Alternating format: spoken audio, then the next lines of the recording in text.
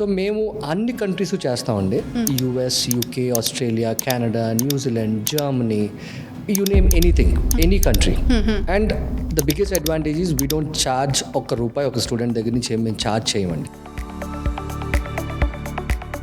మేము బ్యాంక్ లోన్స్కి మేము చేస్తామని చెప్పం, మేము హెల్ప్ చేస్తాం. అబ్రాడ్ వెళ్ళి చదువుకోవాలి, మంచి పొజిషన్కి వెళ్ళాలి అని చాలామందికి కల ఉంటుంది. చాలామంది స్టూడెంట్స్ ఈ ప్రాసెస్లో లక్షల కొద్దీ డబ్బులు నష్టపోతున్నారు. గుడ్ ఎడ్యుకేషన్ ఇచ్చే అండర్ రేటెడ్ యూనివర్సిటీస్ ఏమైనా ఉన్నాయా? జనరల్లీ మేము ట్రెడిషనల్ యూనివర్సిటీస్ ఎక్కువ తీసుకోమని చెప్తాం. నేను 20 years బ్యాక్ చేసినప్పుడు గూగుల్ లేదు మేడం. ఇండియాలో చాలా యూనివర్సిటీ, ఆల్మోస్ట్ ఒక 100 యూనివర్సిటీలో ఇప్పుడు దాకా సెమినార్స్ ఇచ్చామండి. మేము ₹1 కూడా మీ దగ్గర ఛార్జ్ చేయమమ్మా, మా ప్రాసెస్ అంతా టోటలీ ఫ్రీ అని అంటే వాళ్ళు మమ్మల్ని అనుమానిస్తారు. పార్ట్ టైం జాబ్స్ ఎక్కడైనా చేయొచ్చు అని అనుకుంటారు. బట్ యూఎస్లో అది ఇల్లీగల్ మేడం. ఒకసారి ఫెయిల్ అయితే 20,000 వేస్ట్. కంట్రీ సెలెక్షన్ ముఖ్యమా లేక యూనివర్సిటీ సెలెక్షన్ ముఖ్యమా?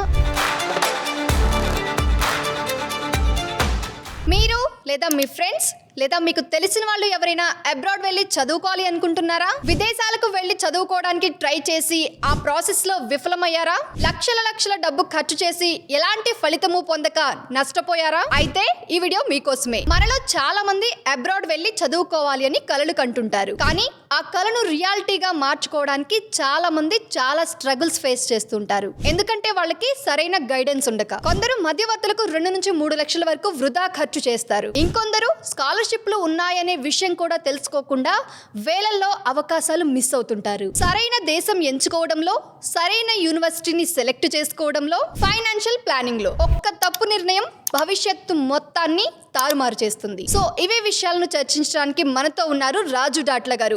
ఆయన గత 20 సంవత్సరాల అనుభవం కలిగిన వ్యక్తి. 40,000 మంది స్టూడెంట్స్ కి సరైన గైడెన్స్ ఇచ్చారు. మధ్యవర్తులకు ఫీజులు వృధా చేయకుండా స్కాలర్షిప్ ఎలా పొందాలి, మీ ఫీల్డ్ కి సరైన దేశం ఎలా ఎంచుకోవాలి, మరియు డబ్బు లేకపోయినా టాలెంట్ ఉన్న స్టూడెంట్స్ కి అబ్రాడ్ లో చదువులు సాధ్యమేనా, వీటన్నిటి గురించిన పూర్తి సమాచారాన్ని ఈ వీడియోలో తెలుసుకుందాం. సో వీడియోని స్కిప్ చేయకుండా పూర్తిగా చివరి వరకు చూడండి. మీలో ఇంకా ఎవరైనా మన ఛానల్ ని కొత్తగా చూస్తున్నా లేదా సబ్స్క్రైబ్ చేసుకోకుండా చూస్తున్నట్లయితే బాస్ వాలా తెలుగు ఛానల్ ని సబ్స్క్రైబ్ చేసుకోండి. బెల్ బటన్ ని ప్రెస్ చేయడం అస్సలు మర్చిపోకండి. ఎందుకంటే మీరు ఇలాంటి మరిన్ని లేటెస్ట్ అప్డేట్స్ ని మిస్ అవ్వకుండా ఉంటారు. సో ఇక ఏమాత్రం ఆలస్యం చేయకుండా టాపిక్ లోనికి వెళ్ళిపోదాం. హాయ్, హలో, నమస్తే, welcome to Boss Wala Telugu channel. నేను శిరీషా కందుల. నమస్కారం రాజు డాట్ల గారు. నమస్తే మేడం. ఎలా ఉన్నారండి?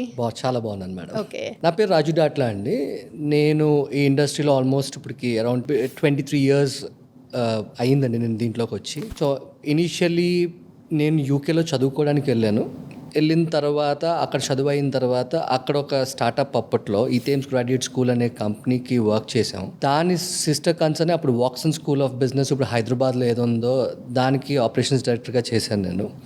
తర్వాత గీతం బెంగళూరుకి వర్క్ చేశాను 5 years. తర్వాత యూనివర్సిటీ ఆఫ్ మెంఫిస్ యూఎస్కి ఒక 4 years వర్క్ చేశాను. తర్వాత గస్ గ్లోబల్కి ఒక 2 years వర్క్ చేశానండి.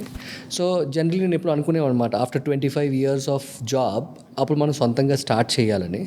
So that's how I joined. Infinite Group is a 19-year-old company and Gaurav Batra, who is the founder of Infinite Group, is a very good friend of mine. Okay. So when I shared the thought like, okay, I want to do something good back to the industry and all, he told, why don't you join me? So I thought, I'll start afresh and all. Since that company is already good, so I've joined as a partner there now. And now infinite group is a company. మాకు ఒక 297 మంది staff ఉన్నారండి. ఇప్పుడు మాకు 3 ఆఫీసులు ఉన్నాయి. ఢిల్లీ ఒకటి, బెంగళూరు ఒకటి, ఇప్పుడు నోయిడాలో చాలా పెద్దది ఒకటి ఓపెన్ చేస్తున్నాం madam. Almost 40,000 square feet where 500 people ఉండొచ్చు దాంట్లో. సో మేము అన్ని కంట్రీస్ చేస్తామండి. US, UK, Australia, Canada, New Zealand, Germany, you name anything, any country. And the biggest advantage is we don't charge ₹1 ఒక స్టూడెంట్ దగ్గర నుంచి మేము ఛార్జ్ చేయమండి. అది కాకుండా చాలామంది పిల్లలకి ఇంగ్లీష్ లాంగ్వేజ్ ట్రైనింగ్కి హెల్ప్ అడుగుతారు. సో దానికి హెల్ప్ చేస్తాం. దాని తర్వాత పిల్లలకి బ్యాంక్ లోన్స్కి అడుగుతారు. అండ్ మేము బ్యాంక్ లోన్స్కి మేము చేస్తామని చెప్పం, మేము హెల్ప్ చేస్తామండి. So private banks like Credila అనేది ఒకటి ఉన్నదండి. నెక్స్ట్ నేషనలైజ్డ్ బ్యాంక్స్ అయితే కొంచెం process tough, but rate of interest చాలా తక్కువ వస్తుంది. సో మేము generally we recommend to go through private banks. But otherwise కొంచెం వాళ్ళకి టైం తక్కువ ఉండి ఫాస్ట్గా ప్రాసెస్ జరగాలంటే ప్రైవేట్ బ్యాంక్స్ ద్వారా కూడా వెళ్తారండి. Okay sir. సార్ జనరల్గా అబ్రాడ్ వెళ్ళి చదువుకోవాలి, మంచి పొజిషన్కి వెళ్ళాలి అని చాలా మందికి కల ఉంటుంది. కానీ చాలా మంది స్టూడెంట్స్ ఈ ప్రాసెస్లో లక్షల కొద్దీ డబ్బులు నష్టపోతున్నారు. అది కూడా తల్లిదండ్రులు వ్యవసాయం చేస్తుండొచ్చు, వ్యాపారం అయి ఉండొచ్చు, ఏదైనా అయి ఉండొచ్చు. అప్పు తెచ్చో ఏదో ఒకటి చేసి పిల్లల్ని మంచిగా చదివించి విదేశాలకు పంపించి సెటిల్ చేయాలని చూస్తున్నారు. కానీ ఈ ప్రాసెస్లో చాలా మంది డబ్బులు నష్టపోతున్నారండి. సో దానికి మెయిన్ రీజన్ ఏమంటారు, అసలు అది ఎలా అండి? అంటే మేడం, నేను కూడా అందరిలాగే బయటికి వెళ్ళి చాలా బాగుండాలి, క్వాలిటీ ఆఫ్ లైఫ్ ఉంటుంది అనుకుని వెళ్ళిన స్టూడెంట్నే ఒకప్పుడు. నేను అలాగే అందరిలాగే నేను ఇంజనీరింగ్ ఇక్కడ అయిన తర్వాత నేను మాస్టర్స్కి యూకే వెళ్ళాను. సో అందరిలాగే నాకు చాలా పెద్ద పెద్ద కళ్ళు ఉండేవి. ఆ కళ్ళు ఏంటంటారా, మనం సినిమాలు చూసి ఇన్స్పైర్ అవుతాం, లేదా ఎవరో మన ఫ్యామిలీలో పెద్దవాళ్ళని చూసి ఇన్స్పైర్ అవుతాం. So inspiration can be of many things. So అలాగే నేను కూడా యూకే వెళ్ళి చదువుకుందాం అనుకున్నాం. నష్టపోతారంటే మేడం, జనరలీ ఎక్కడ ప్రాబ్లం వస్తుందంటే, ఇప్పుడు సిటీస్లో ఉండే పిల్లలకి ఎవరైతే ఉంటారో వాళ్ళకి ఏమి ఇబ్బంది ఉండదండి 90%. ఎందుకంటే వాళ్ళ ఫ్యామిలీలో ఎవరో ఒకరు బయట ఉంటారు, లేదా వాళ్ళకి ఎవరో ఒకరు చెప్పే వాళ్ళు ఉంటారు. అండ్ ఇప్పుడున్న గూగుల్ AI ఎరాలో వాళ్ళకి almost everything and anything is at their doorstep. But problem ఎక్కడ వస్తుందంటే, పిల్లలు ఎవరైతే ఫస్ట్ టైం వాళ్ళ ఫ్యామిలీ నుంచి బయటికి వెళ్ళి చదువుకుందామని ఒక గొప్ప కలలతో వెళ్దాం అనుకుంటారో, వాళ్ళకి ఏంటంటే వాళ్ళు గూగుల్లో ఇచ్చిన ఇన్ఫర్మేషన్ కూడా వాళ్ళు నమ్మరు. అయ్యో నాకు ఎవరో ఒకరు హెల్ప్ చేస్తే అయిపోతుంది అని ఆ డిపెండెన్సీ పెట్టుకుంటారు. దాన్ని ఇప్పుడుండే సిచ్యువేషన్లో అంత ఈజీ కాదండి. బట్ చాలామంది ఏంటంటే ఈ ఫైనాన్సెస్ దగ్గరికి వచ్చేసేటప్పటికి ఏంటంటే మేము అంత పెట్టలేమండి, మాకు ఏదన్నా చూడండి, అలాంటప్పుడు ఈ డబ్బులు ఇచ్చి మోసపోవడాలు అవి జరుగుతుంటాయండి. బట్ అదర్వైజ్ ఇప్పుడుండే సిచ్యువేషన్లో పిల్లలకి బేసిక్ ఇన్ఫర్మేషన్ అయితే ఉంది. నేను 20 years బ్యాక్ చేసినప్పుడు గూగుల్ లేదు మేడం. ఈ AI వచ్చి కూడా ఒక 3-4 years నుంచే ఇది స్టార్ట్ అయింది. అప్పట్లో ఎడ్యుకేషన్ ఫేర్ పెడితే ఒక 5,000 మంది వచ్చేవారు. అందరూ యూనివర్సిటీస్ నుంచి స్టాఫ్ వచ్చేవారు, వాళ్ళు కనుక్కునేవారు. అప్పుడు పేపర్ బేస్డ్, అప్పుడు ఇలాగ ట్యూషన్ ఫీజు పే చేయాలన్నా కూడా డీడీలు కట్టి పంపించేవారు. ఇప్పుడు ఏంటంటే అంత ఆన్లైన్ ట్రాన్స్ఫర్స్, అంత ఈమెయిల్తోనే అయిపోతుంది. Application is online, everything is online. పిల్లలు మోసపోతారంటే ఎలా మోసపోతారంటే మేడం, వాళ్ళ parents generally middle class or farmer background. వాళ్ళకి ఏంటంటే పేరెంట్స్ స్తోమత ఉన్నా లేకపోయినా నా పిల్లోడు ఆర్ నా కూతురు నాకంటే బాగా ఉండాలనే ఒకే ఒక ఉద్దేశంతో వాళ్ళు బ్యాంక్ లోన్స్ తీసుకోనన్నా, లేకపోతే వాళ్ళ పొలాలు అమ్ముకోనన్నా, వాళ్ళ సైట్లు అమ్ముకోనన్నా పిల్లల్ని బయటికి పంపించడానికి ట్రై చేస్తారండి. ఈ ప్రాసెస్లో ఏమవుతుందంటే, జనరల్గా ఇప్పుడు ఒక 80s, 70s ఉన్న వాళ్ళకి పెద్ద ఇన్ఫర్మేషన్ ఉండదు. సో అయితే పిల్లవాడు చెప్పింది 100% నమ్ముతారు, లేదా పిల్లవాడి మీద నమ్మకం లేకపోతే ఎవరో ఒకరు మధ్యవర్తి ఆర్ కన్సల్టెంట్ వాళ్ళ దగ్గరికి వెళ్ళాలని అనుకుంటారు. ఆ వెళ్ళే ప్రాసెస్లో మీరు కరెక్ట్ కన్సల్టెంట్ని చూస్ చేసుకోవాలి. సో నేను అందరూ చెడ్డని అన్న మేడం, 90% అందరూ మంచోళ్ళే, బట్ అలా 10% కూడా ఉంటారు. ఫర్ ఎగ్జాంపుల్ నా వరకు వచ్చి మేము ఇప్పుడు కాలేజెస్లో, చాలా యూనివర్సిటీస్లో, ఇండియాలో చాలా యూనివర్సిటీ, ఆల్మోస్ట్ ఒక 100 యూనివర్సిటీలో ఇప్పుడు దాకా సెమినార్స్ ఇచ్చామండి. మేము ₹1 కూడా మీ దగ్గర ఛార్జ్ చేయమమ్మా, మా ప్రాసెస్ అంతా టోటలీ ఫ్రీ అని అంటే వాళ్ళు మమ్మల్ని అనుమానిస్తారు. అంతే కదండి, ఇప్పుడు చాలా బయట కూడా అలాగే ఉంది. నేను ఫ్రీగా చేస్తున్నాను, మీరు నాకు ₹1 కట్టవసలేదంటే నమ్ముతారు. అదే మీరు ఒక 50,000 కట్టండి, ₹1,00,000 కట్టండి, 2 లక్షలు కట్టండి అంటే నమ్ముతారు. అవునవును. అంటే వాళ్ళకి వీళ్ళు ఎందుకు ఫ్రీగా చేస్తున్నాడు, వీడికి ఏంటి అవసరం అనే ఫీలింగ్లోనే ఉంటారు. ఈవెన్ నేనైనా అలాగే ఆలోచించేవాడిని. సో నేను చెప్పేది ఏంటంటే మేడం, జనరలీ పిల్లలు 3 కేటగిరీస్ ఉంటారు మేడం. వీళ్ళు ఒకటి చదువు లేదు అంటే మంచి మార్క్స్ లేవు, డబ్బులు కూడా ఏదో ఓకే, ఎలాగన్నా బయటికి వెళ్ళిపోవాలి, ఒక కేటగిరీ. 2 చదువు చాలా బాగుండొచ్చు బట్ డబ్బులు లేకపోయి ఉండొచ్చు. 3 చదువు ఉంటుంది, డబ్బులు ఉంటాయి. ఫస్ట్ కేటగిరీ ఎవరైతే ఉన్నారో వాళ్ళు హుక్ ఆర్ క్రుక్ బయట కంట్రీకి వెళ్ళిపోవాలి. సో వాళ్ళకి ఏంటంటే, నా చదువు బాగోపోతే మంచి యూనివర్సిటీ వస్తుందా, చెడ్డ యూనివర్సిటీ వస్తుందా, నేను కరెక్ట్ కంట్రీకి వెళ్తున్నాను నేను చదువుకోవడానికి, అవన్నీ వాళ్ళకి అనవసరం, ఎలాగో ఒకలాగా వెళ్ళిపోవాలి, బయట దేశాలకు వెళ్ళిపోవాలి. రెండో వాళ్ళు ఉన్నారనుకోండి, వాళ్ళకి చదువు ఉన్నది, డబ్బులు లేవు కాబట్టి చాలా ఎక్కువ ఆలోచిస్తారు. సో వాళ్ళకి అంత పెద్ద ఇబ్బంది ఉండదండి, అండ్ ఆలోచించి చేస్తారు ఏదన్నా. మూడోది, ఎవరికైతే డబ్బులు ఉండి ఇది ఉన్నారో వాళ్ళు డెఫినెట్లీ పెద్ద యూనివర్సిటీకి వెళ్దాం అనుకుంటారు. కానీ ఈవెన్ డబ్బు ఉండి మంచి ఎడ్యుకేషన్ ఉండి ప్రొఫైల్ బిల్డ్ లేకపోతే కూడా మీరు టాప్ 100, టాప్ 150 యూనివర్సిటీలో కూడా వెళ్ళలేరండి. ఓకే, ఎందుకంటే ఆ యూనివర్సిటీకి వెళ్ళే వాళ్ళు అందరికీ ఆ 2 ఉండబట్టి అక్కడ దాకా వెళ్తారు. సో వీళ్ళు ఈ ప్రొఫైల్ బిల్డింగ్ కూడా అట్లీస్ట్ టాప్ 100 యూనివర్సిటీస్కి వెళ్ళినప్పుడు మీరు ఒక 1.5 year నుంచి మీ ప్రొఫైల్ బిల్డింగ్ కూడా స్టార్ట్ చేసుకోవాలి. చేసుకుంటేనే మీరు చేయగలరు. అండ్ ఇంకొక బిగ్గెస్ట్ థింగ్ నా ఎక్స్పీరియన్స్లో చూసేది ఏంటంటే, స్టూడెంట్ ఇప్పుడు ఈరోజు వస్తాడు మన ఆఫీస్కి, రేపటి కల్లా ఆఫర్ లెటర్ వచ్చేయాలి, ఎల్లుండి కల్లా వాడికి క్యాష్ కానీ I-20 కానీ డిపెండింగ్ ఆన్ ద కంట్రీ వాడికి వచ్చేయాలి. ఒక 10 రోజుల్లో వీసా వచ్చి వెళ్ళిపోవాలి. మీరు IELTS అదే ఇంగ్లీష్ టెస్ట్లు. సో ఇంగ్లీష్ టెస్ట్లు are different. There are 5 sorts of the English test, madam. IELTS, TOEFL, PTE, Duolingo, and there are Cambridge tests also, but predominantly ఈ 4 ఎగ్జామ్స్ కంపల్సరీగా తీసుకోవాలి మంచి యూనివర్సిటీకి వెళ్ళాలంటే. దెర్ ఆర్ ఫ్యూ యూనివర్సిటీస్ ఈ ఎగ్జామ్స్ లేకుండా కూడా తీసుకుంటారు, బట్ మీరు డెఫినెట్గా మంచి యూనివర్సిటీస్కి, పబ్లిక్ యూనివర్సిటీస్కి, ట్రెడిషనల్ యూనివర్సిటీస్, టాప్ ర్యాంక్ యూనివర్సిటీస్కి వెళ్ళాలంటే ఇంగ్లీష్ టెస్ట్ ఈస్ కంపల్సరీ. అది లేకుండా మంచి యూనివర్సిటీకి వెళ్దాం అనుకుంటే మటుకు అవ్వదు. రెండోది ఇవి కాకుండా aptitude test like GRE, GMAT. Okay, ఇప్పుడు ఇంజనీరింగ్కి వెళ్ళాలనుకోండి యూఎస్లోని స్పెసిఫిక్గా GRE స్కోర్ మంచిగా ఉంటే మీకు యూఎస్లో స్కాలర్షిప్స్ వచ్చే ఛాన్స్ కూడా ఎక్కువ ఉంటుంది. నెక్స్ట్ అలాగే GMAT, ఒకటి MBA బిజినెస్ స్టడీస్ చదవాలనుకోండి, GMATలో మంచి స్కోర్స్ ఉంటే వాళ్ళకి ఈవెన్ చాలా మంది అనుకుంటారంటే బిజినెస్ స్టడీస్లో మాకు స్కాలర్షిప్స్ రావు అని అనుకుంటారు. బట్ ఇదైతే నిజం, అందరూ అనుకుంటారు. ఈ మంచి GMAT స్కోర్ ఉండే మంచి యూనివర్సిటీల్లో కూడా మీకు స్కాలర్షిప్స్ వస్తాయి. ఓకే, అండ్ ఇంకొక బిగ్గెస్ట్ ట్రిక్కియస్ట్ థింగ్ ఏంటంటే ఇక్కడ చాలా మంది పిల్లలకి స్కాలర్షిప్స్ వస్తాయని కానీ అక్కడ అసిస్టెంట్షిప్స్ వస్తాయని కానీ దాని గురించి కూడా చాలా మందికి తెలియదు. కరెక్ట్ అండి. ఎందుకంటే generally even I'm also consultant, I'm not saying no.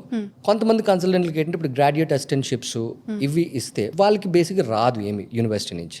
So అది పెద్దగా హైడ్ చేస్తారు. ఓకే, సో అది హైడ్ చేయడం వల్ల ఏంటంటే అసిస్టెంట్షిప్స్ వచ్చేలాగా అలాంటి యూనివర్సిటీస్కి వెళ్ళారు. మనం ఒక్కొక్క కంట్రీ గురించి ప్రోస్ అండ్ కాన్స్ మాట్లాడుకుందాం మేడం. ఫర్ ఎగ్జాంపుల్ US ఉన్నది అనుకోండి madam. There are 5 sorts of education providers. There are roughly about 4,800 odd education providers in US అండి. దాంట్లో ఫస్ట్ ఐవీ లీగ్స్ అనండి, top ranked universities like Stanfords, Harvards, Carnegie Mellon, ఇవన్నీ top ranked universities. తర్వాత flagship universities అంటారు madam. అవి public యూనివర్సిటీసే కానీ ఆ పర్టికులర్ స్టేట్లో is the best university. Then regular private universities ఉంటాయి, తర్వాత పబ్లిక్ యూనివర్సిటీస్ ఉంటాయి, తర్వాత కమ్యూనిటీ కాలేజెస్ ఉంటాయి. అలాగే కమ్యూనిటీ కాలేజెస్కి పెద్దగా ఎక్కువ ఎవరు ప్రమోట్ చేయరండి, ఎందుకంటే వాళ్ళకి వీసా వచ్చే ఛాన్సెస్ కూడా తక్కువ. ఓకే, ఒక పిల్లవాడు ఎవరన్నా వెళ్ళి చదువుకోవాలి అనుకుంటే ఫస్ట్ అట్లీస్ట్ ఒక 1 year ముందు నుంచి ప్లాన్ చేసుకోవాలండి. 1 year ముందు నుంచి 1 year ముందు నుంచి. జనరల్గా 3rd year 2nd semester అయిపోయేటప్పటికి ఆ సమ్మర్ వెకేషన్లో వాళ్ళు English test can be IELTS కానీ, TOEFL కానీ, PTE కానీ, Duolingo కానీ, ఈ 4 ఏ టెస్ట్ తీసుకున్నా majority of the universities are accepting అండి. దాంతోపాటు GRE రాయాలి. సో అప్పుడు 4/1 నుంచి మీరు యూనివర్సిటీస్కి అప్లై చేయడం అవుతుంది. అదే మీరు లాస్ట్ మినిట్లో కాల్ తీసుకున్నారు అనుకోండి మేడం, మీరు హరీబరీగా ఏదొచ్చినా తీసుకునే ఛాన్స్ ఉంటుంది. ఇప్పుడు మంచి యూనివర్సిటీస్కి వెళ్ళినప్పుడు అప్లికేషన్స్ కూడా చాలా ఎక్కువ ఉంటాయి. దెర్ ఆర్ యూనివర్సిటీస్ ఒక్క సీటుకి 8,000 నుంచి 10,000 మంది అప్లై చేస్తారు. ఓకే, సో అప్పుడు నీ చదువు డబ్బులు ఒకటే కాదు, ఇంకా నీకు అంతకంటే ఇంకేమి ఎక్స్ట్రా ఉన్నది. కరెక్ట్, మీకు నువ్వు ఒక మంచి స్పోర్ట్ ఉందా, ఆర్ట్ ఉందా, మ్యూజిక్ ఉందా, అది మళ్ళీ ఏ లెవెల్లో ఉంది, అది మళ్ళీ ఏ స్పోర్ట్. ఓకే, సో ఇప్పుడు క్రికెట్ ఫర్ ఎగ్జాంపుల్ ఇండియా ఉన్నది అనుకోండి, క్రికెట్ అంటే అందరూ ఆడతారు. అవును. ఫుట్బాల్ ఉందనుకోండి, సాకర్, అందరూ ఆడతారు. అది కాకుండా ఇది హార్స్ రైడింగ్ లేదా చాలా అదర్ స్పోర్ట్స్ ఉన్నాయి మేడం. ఈవెన్ కబడ్డీ, అది మనకి ఇక్కడ నేషనల్ స్పోర్ట్ అయినా బట్ అక్కడ ఎవరికి తెలియదు. సో అలాంటి డిఫరెంట్ స్పోర్ట్స్ ఉండి వాళ్ళకి అక్కడ ఆడని స్పోర్ట్ ఏదైనా ఉంటే డెఫినెట్గా వాటికి ఒక ఛాన్స్ ఉన్నదండి. నెక్స్ట్ మీ సోషల్ వర్క్ ఏం చేశారు. ఓకే, సో ఫర్ ఎగ్జాంపుల్ నాకు రీసెంట్గా ఒక అమ్మాయిని we're now training her to send to the top 10 universities అండి. ఆ అమ్మాయి ప్రొఫైల్ బిల్డింగ్ ఆల్మోస్ట్ 2 years నుంచి చేస్తుంది తను. నేను ఇప్పుడు ఇంకా వాళ్ళకి హెల్ప్ చేస్తున్నాను. తను అంత పక్కా ప్లాన్గా ఉంది. బ్రిక్స్ లాంటి సమ్మిట్కి కూడా she went there as an ambassador. Okay. That makes difference. Automatically, her chances of getting an admission is definitely high. Okay. And into the top 10, top 15 and all. And academics బాగున్నాయి, English scores బాగున్నాయి, and she can afford. ఇవన్నీ ఉన్నప్పుడు మంచి యూనివర్సిటీలు కూడా apply చేయొచ్చు. US అనుకోండి, general మా దగ్గరికి ఎవరు వచ్చినా సరే స్టాన్ఫర్డ్కి వస్తుందా, హార్వర్డ్కి వస్తుందా, కార్నెగీ మెలన్కి వస్తుందా, ఇలా టాప్ ర్యాంక్ యూనివర్సిటీస్ అడుగుతారు. అలాగే యూకేకి వచ్చింది అనుకోండి, నేను కేంబ్రిడ్జ్కి వెళ్ళగలనా, ఆక్స్ఫర్డ్కి వెళ్ళగలనా, లేకపోతే లండన్ స్కూల్ ఆఫ్ ఎకనామిక్స్కి వెళ్ళగలనా, లేకపోతే కింగ్స్ కాలేజ్కి వెళ్ళగలనా. ఎందుకంటే మీకు గూగుల్ చేస్తే ఫస్ట్ టాప్ ర్యాంక్ యూనివర్సిటీస్ అంటే ఇవి కనపడతాయి కాబట్టి. అలాగే ఆస్ట్రేలియా, అలాగే మీకు న్యూజిలాండ్, అలాగే మీకు కెనడా. సో ప్రతి దేశంలో చాలా మంచి యూనివర్సిటీలు ఉంటాయి. ప్రతి యూనివర్సిటీలో మీడియాకర్ యూనివర్సిటీస్ ఉంటాయి. ప్రతి యూనివర్సిటీలో చెడ్డ యూనివర్సిటీలు కూడా ఉంటాయి. ఓకే, చెడ్డ అనడానికి ఏం లేదని అందరూ చదువు చెప్తారు, బట్ నీకు అది ఎలాగ ఉపయోగపడుతుంది నువ్వు చదువుకున్న దానికి అనడానికి దాన్ని బట్టి మనం చూస్ చేసుకోవాలి. ఒకవేళ లెట్స్ కన్సిడర్ US అండి. ఇప్పుడు ఫర్ ఎగ్జాంపుల్ USకి GRE, GMAT మీరు ఆ ఎగ్జామ్స్కి, నెక్స్ట్ ఇంగ్లీష్ టెస్ట్, ఇవి కంప్లీట్ చేసుకొని మీరు తర్వాత ఎస్ఓపిస్, స్టేట్మెంట్ ఆఫ్ పర్పస్ అనే ఒకటి ఉంటుంది మేడం. అది జనరల్గా ఏమనుకుంటారంటే మనం గూగుల్ నుంచి కాపీ చేసి వచ్చు, ఏఐ నుంచి కాపీ చేసి వచ్చారు. మీరు ఎస్ఓపీలు ఏఐ దాని నుంచి కనుక కాపీ చేస్తే యూనివర్సిటీల దగ్గర యాంటీ ప్లేజరిజం సాఫ్ట్వేర్ కూడా ఉంటుందండి. ఓకే. సో వాళ్ళు easily they can see from where you copied. Okay, so we train the students to write an SOP. It doesn't mean మేమే కూర్చొని రాసేసి వాళ్ళకి ఇస్తామని కాదు. మేము ఆ పని అయితే ఎప్పుడు చేయమండి. ఎందుకంటే స్టూడెంట్ని కూర్చోబెట్టి ఏమేమి పాయింట్స్ మీద నువ్వు రాయగలవు అంటే ఒక్కొక్కరికి ఒక్కొక్క స్టేట్మెంట్ ఆఫ్ పర్పస్ ఉంటుంది. కరెక్ట్. ఒక్కొక్క యూనివర్సిటీకి ఒకటి ఉంటుంది, ఒక ప్రోగ్రామ్కి ఒకటి ఉంటుంది, ఒక కంట్రీకి ఒకటి ఉంటుంది. అంతేగాని చాలామంది మీకు ఆస్ట్రేలియాకి, యూఎస్కి చాలామంది అలాగే పంపిస్తారండి ఎస్ఓపీలు, just cut copy paste. So ఎప్పుడైతే స్టేట్మెంట్ ఆఫ్ పర్పస్ నుంచే నువ్వు కరెక్ట్గా రాయడం మొదలు పెడతావో నీకు యూనివర్సిటీ గురించి, ప్రోగ్రామ్ గురించి, ఆ కంట్రీ గురించి కూడా నీకు ఒక 100% క్లారిటీ ఉంటుందండి. సో మేము we tell them to come to our office or we train them on a Zoom call. We take at least 2 hours we spend the time. So and we tell them what all corrections they could do. వాళ్ళు రాస్తారు, మళ్ళీ మాకు పంపిస్తారు, then we tell the corrections and finally they do it. అలాగే letter of recommendations అని ఉంటాయండి. మీరు చదువుకున్న కాలేజ్ నుంచి కానీ లేకపోతే మీకు వర్క్ ఎక్స్పీరియన్స్ ఉంటే ఆ వర్క్ నుంచి కానీ జనరల్లీ మేము 2 లెటర్ ఆఫ్ రికమెండేషన్స్ చదువుకున్న ఇన్స్టిట్యూషన్ నుంచి, ఒక letter of recommendation work experience ఉంటే ఉంది. వర్క్ ఎక్స్పీరియన్స్ లేదనుకోండి 3 LORs మేము చదువుకున్న కాలేజ్ నుంచి తీసుకోమంటాం. సో ఆల్ టుగెదర్ ఒక 3 LORs ఇది అండ్ నీ పర్సంటేజెస్ ఎంత. ఇండివిజువల్ ట్రాన్స్క్రిప్ట్స్ అడుగుతారండి మాకు. అంటే ప్రతి సెమిస్టర్కి ఒక మార్క్ షీట్ వస్తుంది, కన్సాలిడేటెడ్ కాకుండా. ఆ ఇండివిజువల్ మార్క్ షీట్స్ తీసుకోవడం వల్ల అడ్వాంటేజ్ ఏంటంటే మీరు దాంట్లో ఎన్ని సబ్జెక్ట్స్ ఫెయిల్ అయ్యారు, ఎన్ని సబ్జెక్ట్స్ పాస్ అయ్యారు, మీకు ఏమైనా బ్యాక్లాగ్స్ ఉన్నాయా, దానివల్ల తెలుస్తుంది. సో అందుకు కంపల్సరీగా ఇండివిజువల్ ట్రాన్స్క్రిప్ట్స్ కావాలండి. ఇలా ఇవి ఉంటే అప్లికేషన్ ప్రాసెస్ స్టార్ట్ చేయొచ్చండి. సో ఫర్ ఎగ్జాంపుల్ యూఎస్ ఉన్నదనుకోండి, అప్లికేషన్ ఫీజు కూడా ఉంటుంది. అండర్ గ్రాడ్కి అయితే $50, పోస్ట్ గ్రాడ్కి అయితే ఒక $60, and depending upon the university $100 నుంచి $150 దాకా ఉంటుంది. యూఎస్కి యావరేజ్ ఎలా లేదన్నా it is 3 to 6 months process అండి. ఒకటి ఫస్ట్ యూఎస్లో మీరు అప్లై చేసిన తర్వాత మీకు ఆఫర్ లెటర్ వస్తుందండి. ఆఫర్ లెటర్ వచ్చిన తర్వాత మీకు ఎఫిడవిట్ ఆఫ్ సపోర్ట్ అని, అంటే మీ తల్లిదండ్రులు మిమ్మల్ని స్పాన్సర్ చేస్తున్నారా, మీకు అక్కడ చదువుకోవడానికి ఖర్చు ఎలా పెడుతున్నారు, దానికి ఒక ఎఫిడవిట్ ఆఫ్ సపోర్ట్ డాక్యుమెంట్ ఒకటి ఉంటుందండి. అండ్ దాంతోపాటు passport copy and bank statements, అంటే నీకు దగ్గర నిజంగా డబ్బులు ఉన్నాయా లేదా, ఈ 3 సబ్మిట్ చేస్తే యూఎస్లోనైతే I-20కి ఆ 3 డాక్యుమెంట్స్ అవసరం అండి. ఆ 3 అప్లై చేసిన తర్వాత I-20 మీకు ఇంతకుముందు ఎక్కువ టైం పట్టేది, బట్ ఇప్పుడు 10 to 15 days మీకు I-20 వస్తుంది. సో మీరు బ్యాకప్ కింద, అంటే మనం మంచి యూనివర్సిటీకి అప్లై చేసినప్పుడు మనం అప్లై చేసిన ప్రతి యూనివర్సిటీకి వచ్చేస్తుందని గ్యారంటీ లేదు. సో దానికోసమని మేము జనరలీ 4-5 యూనివర్సిటీస్ సజెస్ట్ చేస్తాం. ఆ 4-5 యూనివర్సిటీస్లోని అగైన్ స్టూడెంట్ చాయిస్, అది తనకి ఏ యూనివర్సిటీలో అడ్మిట్ వస్తుందో దాని నుంచి ఒక I-20 తీసుకొని ఆర్ 2 I-20s తీసుకొని దాంట్లో ఒక యూనివర్సిటీకి అప్లై చేయమని చెప్తాం. సో దానివల్ల ఏంటంటే ఖర్చు తగ్గుతుంది. మీరు ఒక 100 యూనివర్సిటీకి అప్లై చేస్తే అప్లికేషన్ ఫీజులకే చాలా ఎక్కువ అవుతుందండి. సో మీరు చేసుకునే ఇదంతా కూడా ముందే చేసుకొని బ్యాకప్ కోసం ఉండేటట్టు ఒక 4-5 యూనివర్సిటీలకి అప్లై చేసుకొని వచ్చిన I-20స్కి తర్వాత ఇదంతా ఒక ఎత్తు అయితే మీకు వీసా అపాయింట్మెంట్స్ దొరకడం ఒక చాలా పెద్ద ఇష్యూ అండి. యాక్చువల్గా ఇప్పుడు వింటున్నాం అది. అవునండి, వీసాస్కి అయితే చాలా ప్రాబ్లం. అంటే ప్రాబ్లం ఏమవుతుందంటే మేడం, లాస్ట్ మినిట్ దాకా స్టూడెంట్ సీరియస్నెస్ ఉండదు. అదే మీరు ముందే అప్లై చేసుకొని మీకు వీసా అపాయింట్మెంట్ కూడా తీసుకున్నారనుకోండి, సో అప్పుడు స్ట్రైట్ ఫార్వర్డ్ ప్రాసెస్.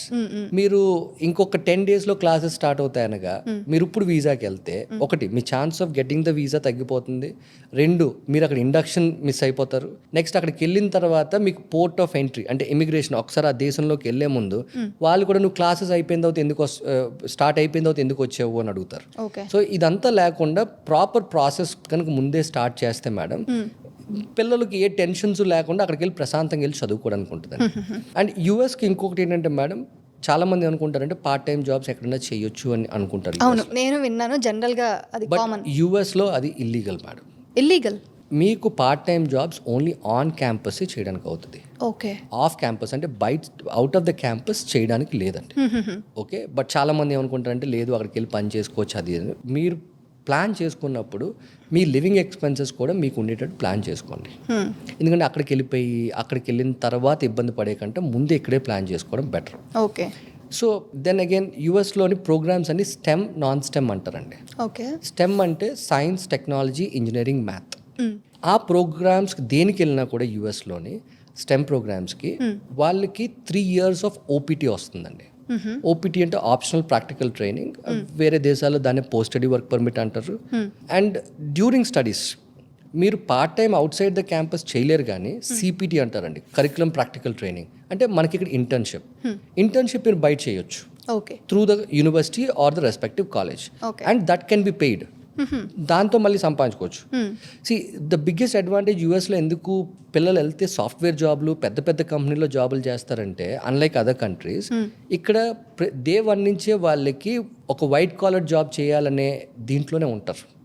సో దానివల్ల వాళ్ళకి ఆటోమేటిక్గా ఆ white collar birds of same kind flock together అని వాళ్ళు ఆ సార్ట్ ఆఫ్ పీపుల్తో తిరగడం వల్ల వాళ్ళ ఆస్పిరేషన్స్ కూడా అలాగే ఉంటాయి. So they end up in doing good jobs. ఇప్పుడు ఎక్కడ చూసినా యుఎస్ నెగిటివ్ అని అంటున్నారండి. And there are reasons. Pre covid అండి రఫ్లీ అబౌట్ 70,000 to 80,000 స్టూడెంట్స్ యూఎస్కి ఇండియా నుంచి వెళ్ళేవారు. Post covid it has gone up to 2.6 lakh 2.7 lakh students. Okay, ఇంతకుముందు యూఎస్కి వెళ్ళాలంటే చాలా డిఫైన్డ్గా అన్ని చూసుకొని వెళ్ళేవారు. సో పోస్ట్ కోవిడ్ ఏంటంటే okay there are various reasons. Again నేను ఎవరిని బ్లేమ్ చేయలేను దీంట్లోని. అగైన్ ప్రతి దాంట్లో again there is geo political issues which I'm not a great person to talk about it. But generally యూఎస్కి, యూకేకి, వీటికి చైనా నుంచి ఎక్కువ స్టూడెంట్స్ వెళ్తారండి. Of late geo political issues వల్ల చైనా వీసాస్ తగ్గడం వల్ల ఇండియన్ స్టూడెంట్స్కి ఎక్కువ వీసాస్ ఇచ్చారు. ఓకే, సో మనకి తెలియని యూనివర్సిటీలు కూడా చాలా మంది పిల్లలు వెళ్ళారు. ఇంకొక నేను అబ్జర్వ్ చేసింది అట్లీస్ట్ ఏంటంటే, సో ఇప్పుడు మన ఇండియా నుంచి వెళ్ళిన వాళ్ళు ఎవరైతే లెట్స్ సే మంచి కంపెనీలు like Amazon, Google, Microsoft, Tesla, వీటిలన్నిటిలో కూడా చాలా మంది ఇండియన్స్ పనిచేస్తున్నారండి. కరెక్ట్. వాళ్ళు ఎవరు రీల్స్ చేయరు, వాళ్ళకి టైం లేదు. మేము ఇక్కడికి వచ్చాము, చదువుకున్నాము, బాగున్నాము, మేము ఇంత ఇది అని మేబీ వాళ్ళు ఫేస్బుక్లో చూస్తారు. ఒక 20 backlogs 30 backlogs ఉన్న పిల్లలు వెళ్ళి పాపం వాళ్ళని నేను తప్పు అనలేదు, వాళ్ళ ఆస్పిరేషన్స్ ఆర్ కరెక్ట్. అక్కడికి వెళ్ళిన తర్వాత లైఫ్ మనకి ప్రతిసారి ఛాన్స్ ఇస్తుందమ్మా. అక్కడికి వెళ్ళిన తర్వాత మారాలి. నేను వాళ్ళకి పాస్ట్ ఈజ్ పాస్ట్, అయిపోయింది రాంగ్ అని నేను అన్నాను. అక్కడికి వెళ్ళిన తర్వాత కూడా మళ్ళీ సేమ్ మన తెలుగు వాళ్ళని చూసుకోను, లేకపోతే మన కన్నడ వాళ్ళని చూసుకోను, లేదా వాళ్ళతోనే ఉంటూ వాళ్ళ రూముల్లోనే ఉంటే మీ కమ్యూనికేషన్ స్కిల్స్ కూడా డెవలప్ అవ్వవు. సో మీరు బేసిక్గా బయటికి వెళ్ళే దేనికి కల్చర్ మిక్స్ కోసం. సో ఇప్పుడు యుఎస్ యూనివర్సిటీస్ ఉన్నాయనుకోండి, మీకు 80 దేశాల నుంచి పిల్లలు ఉంటారు మినిమం. అలాంటి 100 దేశాల నుంచి ఉండేవాళ్ళు ఉంటారు. సో మీరు వాళ్ళతో మాట్లాడడం వల్ల మీరు చాలా నేర్చుకుంటారు, వాళ్ళతో టైం స్పెండ్ చేయడం వల్ల మీరు చాలా నేర్చుకుంటారు. సో చదువు అనేది ఆల్మోస్ట్ ఎక్కడన్నా సేమేనమ్మా. ఈ కల్చర్ మిక్స్, ఈ ఎక్స్పోజర్ వల్ల మీరు చాలా నేర్చుకుంటారు. మళ్ళీ అక్కడికి వెళ్ళి మళ్ళీ సేమ్ మన వాళ్ళతోనే ఉంటాము, మన ఊరలతోనే ఉంటామంటే అక్కడ దాకా వెళ్ళాల్సిన అవసరం లేదు. జనరల్లీ అదే ఈ ఆఫ్ లేట్ అదే ఎక్కువ ప్రాబ్లం. ఇప్పుడు జనరల్లీ ఇప్పుడు వెళ్ళే వాళ్ళందరూ మాకు తెలిసిన వాళ్ళు ఉన్నారు, వాళ్ళతోనే ఉంటారు. అంటే మీకు అక్కడికి వెళ్ళిన తర్వాత ఎవరో మనకి ఏదో చేస్తారంటే తప్పండి అది. అంటే మనకు చుట్టాలు ఉన్నారు, లేకపోతే మన ఫ్రెండ్స్ ఉన్నారని వాళ్ళ దగ్గర నుంచి మనం హెల్ప్ ఎక్స్పెక్ట్ చేయడం కూడా రాంగ్. ఎందుకంటే వాళ్ళకి టైం ఉండదు, వాళ్ళ పనుల్లో వాళ్ళు ఉంటారు. ఎవరన్నా సరే మీ అంతటా మీరు ఉండేటట్టే వెళ్తేనే బెస్ట్ అండి అక్కడికి.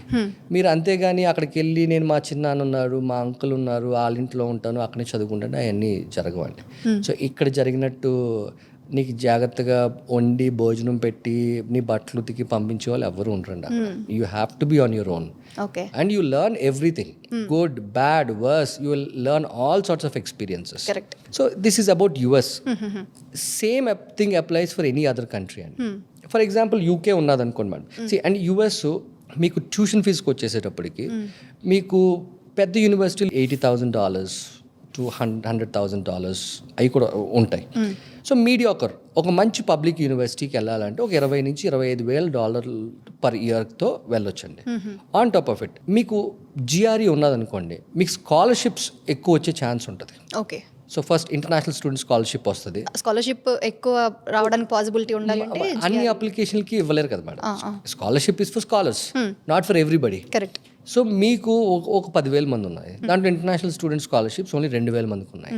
అప్పుడు 2,000 మందికి ఎవరికి ఇస్తారు? జిఆర్ఈ ఉండి మంచి ఎడ్యుకేషన్ ఉండి, అంటే మంచి ఎడ్యుకేషన్ బ్యాక్గ్రౌండ్, అంటే మీకు 90% ఉందా, 80% ఉందా, 70%, ఇవన్నీ చూసి వాళ్ళు టాప్ 2,000కి ఇస్తారు. ఆ టాప్ 2,000కి అవ్వాలి అంటే ఇవన్నీ ఉండాలి. ఒకటి ఇక్కడే మీకు స్కాలర్షిప్స్ కొన్ని మీరు వెళ్ళక ముందే ఇక్కడ వస్తాయి. తర్వాత అక్కడికి వెళ్ళిన తర్వాత మేడం మీకు ఫస్ట్ సెమిస్టర్ తర్వాత మీరు అసిస్టెంట్షిప్స్కి అప్లై చేయొచ్చు. Graduate assistantship, teaching assistantship, research assistantship, ఇలా చాలా అసిస్టెంట్షిప్ ప్రోగ్రామ్స్ ఉంటాయి మేడం. పబ్లిక్ యూనివర్సిటీకి ఏంటంటే ఫెడరల్ గ్రాంట్స్ కూడా ఉంటాయి వాళ్ళకి, రీసెర్చ్కి చాలా డబ్బులు గవర్నమెంట్ ఇస్తుంది. అది కాకుండా ప్రైవేట్ కంపెనీస్ చాలా మంది కూడా ఫండ్ చేస్తారు. కాబట్టి అసిస్టెంట్షిప్ జాయిన్ అయితే ఒక్కొక్కసారి మీకు 100% ట్యూషన్ ఫీజు వేవర్ కూడా వస్తుందండి. టీచింగ్ అసిస్టెంట్షిప్ లోన్ కూడా దొరకవచ్చు. ఒకసారి 50% స్కాలర్షిప్ ఇస్తారు, ఒకసారి 100% ట్యూషన్ ఫీజు వేవర్ చేసి తిరిగి స్టైఫండ్ కూడా ఇస్తారు. మీ రీసెర్చ్ ప్రపోజల్ బాగుండి మీరు బాగా చేస్తూ ఉంటే. సో బాగా చదువుకునే వాళ్ళకి 100% ఫ్రీగా చదువుకునే ఛాన్స్ కూడా అక్కడికి వెళ్ళిన తర్వాత వస్తుంది. అండ్ కొన్ని యూనివర్సిటీలకి మీరు ఇక్కడి నుంచి కూడా అప్లై చేసుకోవచ్చు అసిస్టెంట్షిప్స్, బట్ అది చాలా తక్కువ అండి. ఎందుకంటే అక్కడికి వెళ్ళిన తర్వాత మీరు ఒక్కరే కాదు, మీతో పాటు మిగతా 80 నేషనాలిటీస్ 90 నేషనాలిటీస్ అక్కడ ఉంటాయి. కాబట్టి వాళ్ళందరికీ కూడా ఇంటర్వ్యూస్ తీసుకొని ఇప్పుడు 1000 మంది వెళ్ళారు అనుకోండి, 1000 మందికి అసిస్టెంట్షిప్స్ ఇవ్వలేరు. 1000 మందిలో ఒక 50 మందికి వస్తుంది.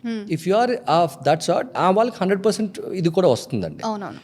సరే, ఇప్పుడు మీరు ఇంగ్లీష్ ఎగ్జామ్స్ అని వర్డ్ యూస్ చేశారు. సో అసలు ఏమేమి ఇంగ్లీష్ ఎగ్జామ్స్ ఉంటాయి, వాటికి ఎంత స్కోర్ రావాలి, ఎంత ఖర్చు అవుతుంది? మీకు ఇంతకుముందు చెప్పినట్టు మేడం, IELTS ఒకటి, టోఫెల్ ఒకటి, PTE ఒకటి, డ్యూలింగో ఒకటి. అది కాదు కేంబ్రిడ్జ్ ఎగ్జామ్స్ తక్కువ. ఇప్పుడు IELTS మీకు ఆన్ ఎ స్కేల్ ఆఫ్ 9 ఉంటుంది మేడం. 7.5 వస్తే డీసెంట్ స్కోర్. 10 కండి? 9 కండి. 9 నుంచి on a scale of 9. Okay, 6.5 నుంచి పర్వాలేదు మేడం. 7 వస్తే డీసెంట్, 7.5 అండ్ అబవ్ వస్తే గుడ్. దెన్ మీకు అదే టోఫెల్ ఉన్నదనుకోండి, టోఫెల్ మీకు వచ్చి 120 కండి. సో దానికి టోఫెల్లో మీకు యావరేజ్ 80 అండ్ అబవ్ వస్తే చాలా మంచిదండి. అదే మీకు నెక్స్ట్ PTE ఉన్నదనుకోండి, అది 90 కండి. 90కి 65 అండ్ అలాగ వస్తే ఇట్స్ అ గుడ్ స్కోర్ అండి. నెక్స్ట్ డ్యూలింగో ఇస్ ఫర్ 160 అండి. ఈ 160లో మీకు 120 అలాగ వస్తే చాలా మంచిది. ఇవి కాకుండా వీటిల్లో ఈ ఎగ్జామ్స్ అన్నట్లో రీడింగ్, రైటింగ్, లిజనింగ్, స్పీకింగ్, ఈ 4 మాడ్యూల్స్ మీద చెక్ చేస్తారు మేడం. నువ్వు ఎలా చదవగలుగుతున్నావు, ఎలా మాట్లాడగలుగుతున్నావు అని 4 పారామీటర్స్లో వాళ్ళు చెక్ చేస్తారు. ఫర్ ఎగ్జాంపుల్ కొన్నాట్లో బాగా వచ్చి ఒక దాంట్లో తక్కువ ఉన్నది అనుకోండి, మినిమం స్కోర్స్ కూడా అడుగుతారు. ఫర్ ఎగ్జాంపుల్ IELTSలో మినిమం ఆఫ్ 6 అని అడుగుతారు. అంటే ఈ 4 ఆటల్లో దేంట్లో కూడా 6 తగ్గకూడదు. అలాగే అన్ని ఎగ్జామ్స్లో కూడా అంతే. అది కూడా మనం జాగ్రత్తగా చూసుకోవాలి. దానికి మీరు ప్రాక్టీస్ టెస్ట్ చేసి, అంటే ఇప్పుడు చదువుకునే పిల్లలు ఎవరైతే ఇంగ్లీష్ మీడియంస్లో చదువుకొని మంచి స్కూల్లో చదువుకున్నారో వాళ్ళకి IELTS ఈజ్ నాట్, ఆర్ ఈ ఇంగ్లీష్ ఎగ్జామ్స్ ఏవి కూడా రాకెట్ సైన్స్ కాదండి. వాళ్ళు ఈజీగా, సో కొంచెం మన విలేజ్ బ్యాక్గ్రౌండ్ నుంచి వాళ్ళు వచ్చినప్పుడు వాళ్ళు కూడా చేయలేరని నేను అన్నాను. ఇది డెఫినెట్గా రాకెట్ సైన్స్ అయితే కాదు. వాళ్ళు ఒక్క 1.5 మంత్ కనుక ట్రైనింగ్ తీసుకొని చేయగలిగితే, ఎందుకంటే ఈ ఎగ్జామ్స్ కూడా ఎక్స్పెన్సివ్ అండి. సో 15,000, 20,000. ఇప్పుడు అన్నిటిలో డ్యూలింగో చీపరు, మిగతా అన్నిటికి యావరేజ్ 18,000 to 20,000 అవుతుందండి. ఒకసారి ఫెయిల్ అయితే 20,000 వేస్ట్. ఓకే, అది లేకుండా మీరు ప్రాపర్ ట్రైనింగ్ చేసి ప్రాక్టీస్ టెస్ట్ చేసి వెళ్ళారనుకోండి, ఎప్పుడు ప్రాక్టీస్ టెస్ట్కి ఒక 0.5 అటు ఇటు అవుతుందండి, అంతకంటే పెద్ద డిఫరెన్స్ రాదు. సో ఆ డబ్బులు వేస్ట్ చేయకుండా చేసుకోవడం అదొకటి బెటర్ అండి. నెక్స్ట్ GRE అన్నారు అనుకోండి, 320 and above is very good score. Then again దీంట్లో home based, next centre based exams అని ఉంటాయండి. Centre based exams will be given the priority. Home based కంటే సెంటర్ బేస్డ్లో కొంచెం తక్కువ వస్తుంది, అయినా పర్వాలేదు. నెక్స్ట్ చాలా మందికి ఏంటంటే స్కోర్స్ 320 ఉంటాయి, but AWA score, Awam score అని ఒకటి ఉంటుందండి, అనలిటికల్ రైటింగ్ బేసిక్లీ. దాంట్లో 2 వచ్చింది అనుకోండి, డెఫినెట్లీ యువర్ ఫెయిల్.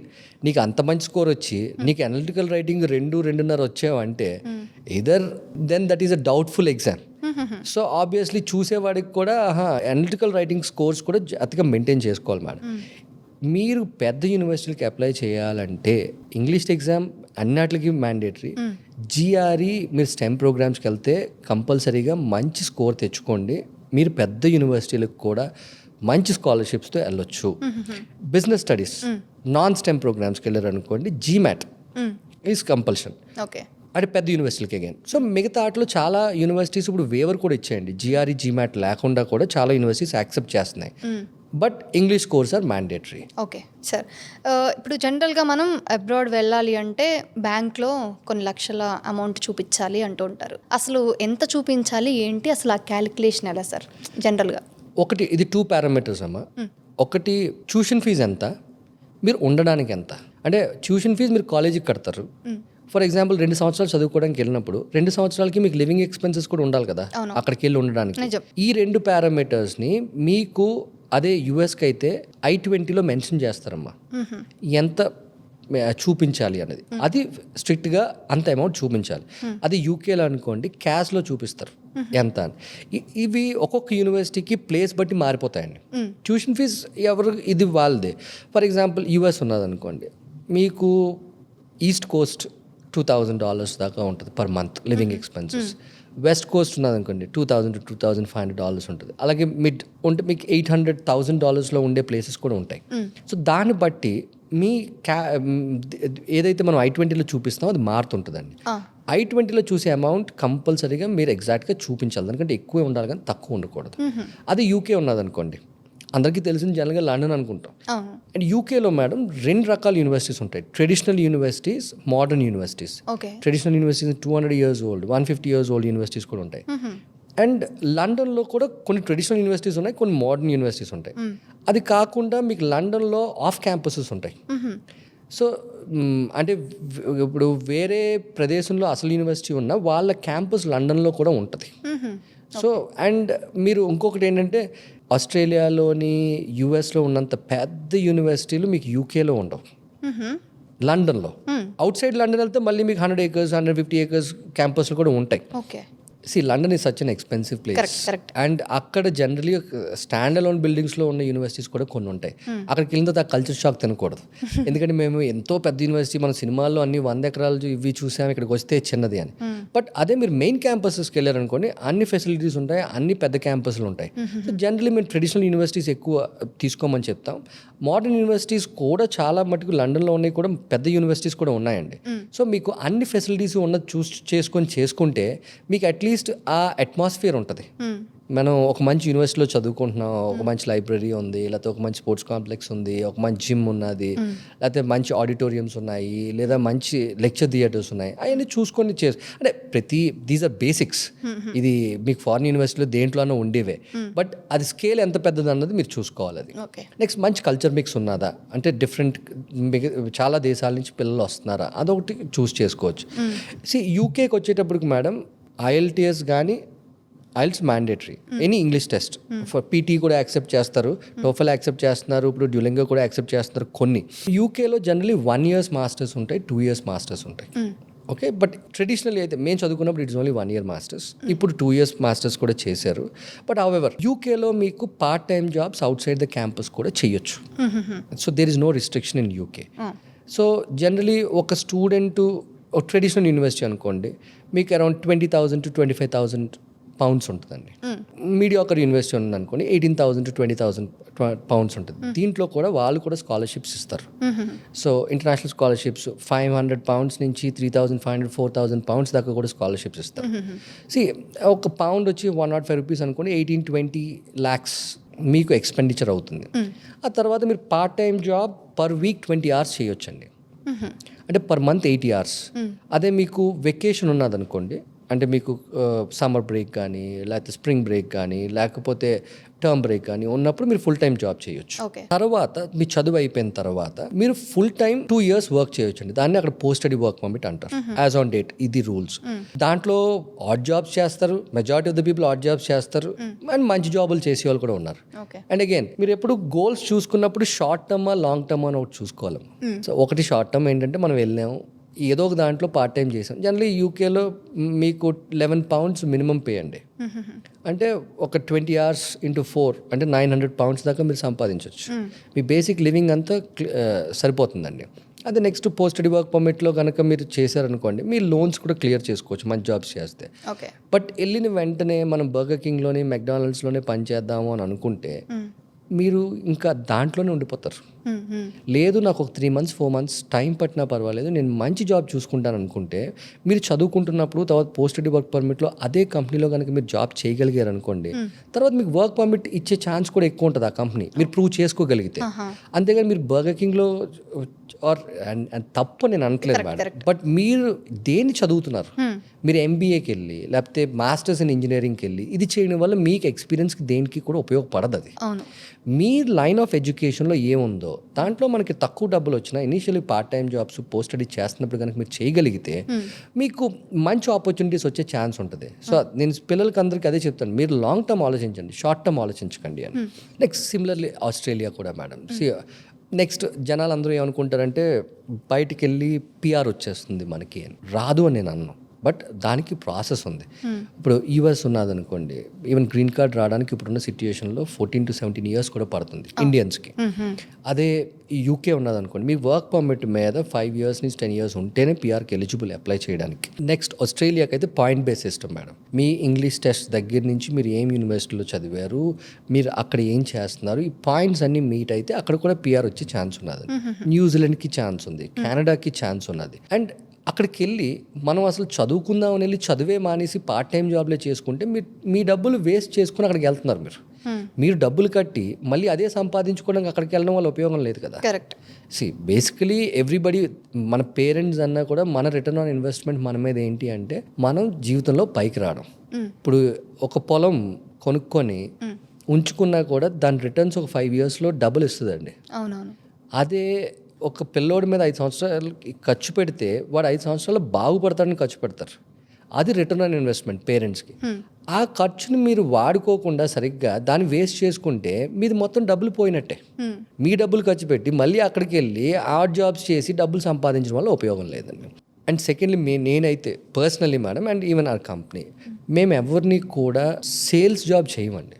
ఇప్పుడు ఫర్ ఎగ్జాంపుల్ నా దగ్గరకు ఒక స్టూడెంట్ వస్తాడు, నేను ఆస్ట్రేలియా వెళ్తాను అని అంటాడు. వాడికి there might be many reasons. వాళ్ళ ఫ్రెండ్స్ ఉండొచ్చు, లేకపోతే వాడికి చిన్నప్పటి నుంచి ఇన్స్పైర్ అయ్యి ఉండొచ్చు, సినిమాలు చూసి ఉండొచ్చు, ఏదో ఒకటి. నేను ఆస్ట్రేలియాలో ఏ మంచి యూనివర్సిటీకి వెళ్ళాలి, దేనికి వెళ్ళాలి అన్న మాటే చెప్తానండి. నువ్వు ఆస్ట్రేలియా వెళ్తున్నావు కాబట్టి లేదు నాకు యూకే యూనివర్సిటీ నుంచి కమిషన్లు వస్తాయి, లేకపోతే యూఎస్ యూనివర్సిటీ నుంచి కమిషన్స్ వస్తాయి, లేకపోతే వేరే దేశాల నుంచి వస్తాయని దానికి కన్వర్ట్ చేయడం మేము చేయమండి. ఆ కంట్రీలో నీకు ఏమేమి రిక్వైర్మెంట్స్ నువ్వు మీట్ అవ్వగలుగుతున్నావో, మీట్ అయితే ఈ యూనివర్సిటీస్ నువ్వు అప్లై చేయొచ్చు అన్ని మాత్రమే పంపిస్తామని. సిమిలర్లీ ఒక ప్రోగ్రామ్, ఇప్పుడు వాడికి కంప్యూటర్ సైన్స్ చదువుకొని ఆర్టిఫిషియల్ ఇంటెలిజెన్స్లో చేయాలి అని అంట. ఫర్ ఎగ్జాంపుల్ మనకుండే యూనివర్సిటీ కాంట్రాక్ట్లో అది లేకపోతే మనం వేరే దానికి మార్చడం కూడా వాడి జీవితం పాడు చేయడం అండి. మేము అది కూడా చేయం. ఈ యూనివర్సిటీస్ ఉన్నాయి, ఇవి ఉన్నాయి, దీనికి అప్లై చెయ్యి, నీకు వస్తాయి.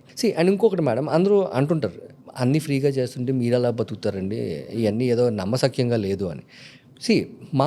మేము వాల్యూమ్స్ చేస్తాం madam. Let's A infinite group last year మేము ఒక 8,000 వీసాస్ చేసామండి. సో దీంట్లో కొన్ని కమిషన్స్ వచ్చే ఉంటాయి, కొన్ని కమిషన్స్ రాని ఉంటాయి. బట్ నేను హానెస్ట్ ఇన్ఫర్మేషన్ కనుక స్టూడెంట్కి ఇచ్చాను అనుకోండి, మేబీ ఆ స్టూడెంట్ మీద నాకేం రాకపోయి ఉండొచ్చు. వాడు అక్కడికి వెళ్ళి మేము మంచి చేసాం అనుకుంటే వాడు ఇంకో నలుగురిని రిఫర్ చేస్తాడు. ఓకే, ఇప్పుడు మీరు చెప్పిన దాని ప్రకారం ఏదైనా రియల్ ఇన్సిడెంట్ ఏమైనా చెప్పగలరా మీ జర్నీలో? మనం అంటే నేను ఎప్పటికీ మర్చిపోలేనిది అయితే ఒక ఇన్సిడెంట్ అయింది. ఇంతకుముందు నేను ప్రీవియస్ కంపెనీలో పనిచేస్తున్నప్పుడు మేడం, మేము బాంబే ఆఫీస్ ఒకటి ఓపెన్ చేసాం. ఆఫీస్కి ఓపెన్ చేయడానికి వెళ్ళినప్పుడు నేను ఎర్లీ మార్నింగ్ ఫ్లైట్ దిగి ఆఫీస్కి వెళ్ళాను 8:30కే. ఇంకా ఆఫీస్ కూడా ఓపెన్ అవ్వలేదు. ఒక అబ్బాయి ఎక్కడి నుంచో గుజరాత్ నుంచి వచ్చి బాంబేలో అక్కడ వెయిట్ చేస్తున్నాడు. సో నేను అడిగాను, ఎవరమ్మా ఏంటి నువ్వు అది అంటే, సార్ నేను ఇలా గుజరాత్ నుంచి వచ్చాను సార్, మీతో మాట్లాడాలని వచ్చాను. సరే నేను లోపలికి వెళ్ళిన తర్వాత నా వీసా రిజెక్ట్ అయ్యింది సార్, నాకు చాలా కష్టంగా ఉన్నది, చాలా డబ్బులు ఖర్చు పెట్టాను, ఎలాగన్నా ప్లీజ్ నాకు హెల్ప్ చేయండి అని. సరే మళ్ళీ అప్లై చేద్దామమ్మా అని చెప్పి, కొన్ని మిస్టేక్స్ జరిగాయి అంతకుముందు, I don't want get in to those details.